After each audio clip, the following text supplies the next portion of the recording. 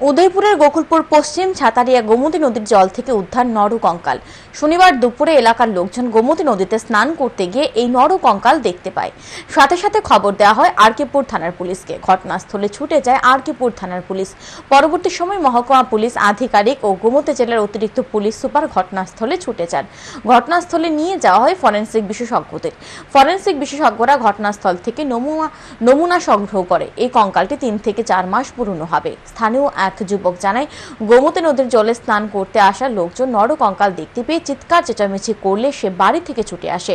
সে আরও জানায়, ধারণা করা হচ্ছে কঙ্কালটি কোনো মহিলার হবে, কারণ কঙ্কালের হাতে শাখা রয়েছে। কঙ্কালটি ধুতি দিয়ে পেছানো রয়েছে, তাই ধারণা করা হচ্ছে হত্যা করে মৃতদেহ গায়েব করার উদ্দেশ্যে ধুতি দিয়ে পেঁচিয়ে গোমতী নদীর জলে ফেলে দেওয়া হয়েছে। ঘটনাকে কেন্দ্র করে এলাকায় চাঞ্চল্য দেখা দিয়েছে।